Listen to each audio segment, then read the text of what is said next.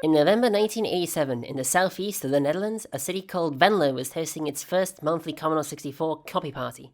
The Venlo copy party will be the stuff of legends, happening once a month from 87 to 94. As you might imagine, a copy party is exactly what you think it is. A place where people could bring their computers and then just copy pirated games for free, provided you had the empty diskettes or cassette tapes which you could do it. Where there are cracked games, there are also crackers, and where there are crackers, there are also cool intros, littering every single screen in the meeting with their bright colours. This particular Venlo meeting would also host two newcomers to the scene, Sodan and Magician 42, who came all the way from Denmark, and they did something audacious. They brought with them an Amiga 500.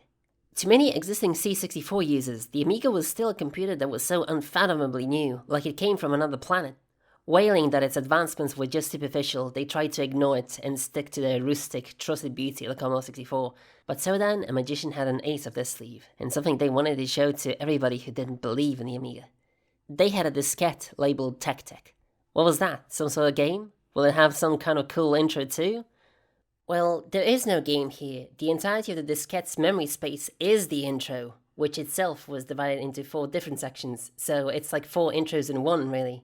And this is really novel. Usually crackers would put intros to be like this little side feature to the games, but now you're telling me there are no games on this? Then this intro better be good. After the opening with the pulsating ECG, you get this. These graphics were pinched straight from an Amiga game called Defender of the Crown, which was the hot thing back then. It's honestly a buggy mess of a game where half of its features weren't even implemented, yet still its brilliant graphics, animation and sound capabilities were single-handedly responsible for a massive surge in Amiga purchases. Now turn up the music. 10 years before MP3s became a thing, if you wanted to listen to music from your computer, the only way you could do it is to make a short 4 to 5 second sample on the Amiga and set it to loop. And now you could enjoy West End girls from the comforts of your computer. But that's not all the Amiga could do.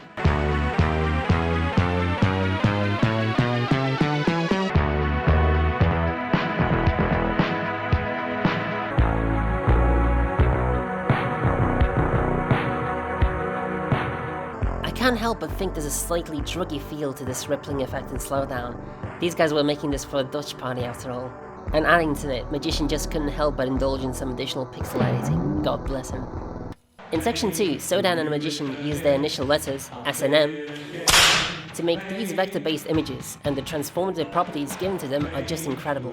These letters can rotate on multiple axes, zoom in and out, squash and stretch, sometimes all at the same time, and they still retain their basic form. It's amazing. This might not seem like much, but plenty of Amiga owners truly balked when they saw this. And to me personally, this is the most impressive part of the entire demo. Section 3 has a star field, and I don't exactly know how new these were for the time, but in my mind, star fields are some of the easiest demo effects to pull off theoretically. And then section 4 is...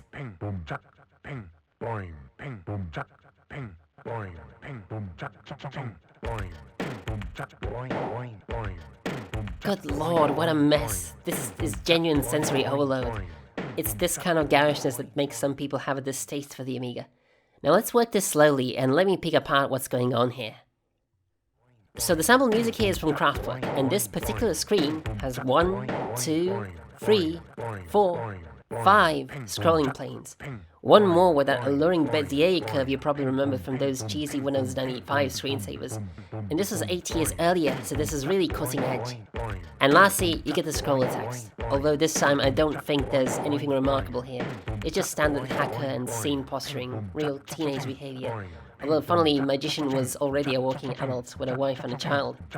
What I won't deny is that Magician was a truly talented programmer, because after his coding on the Amiga, which included demos and games, he would go on to join a little unknown gaming company called Bethesda. Magician 42 is Julian Lefay, and he would become the lead programmer for the Elder Scrolls Arena, and the director and designer for the Elder Scrolls 2 Daggerfall. He would later even go on to work in Sega and on Skullgirls. I always say people in the demo scene were really pivotal to the wider computer history, and they just don't believe me.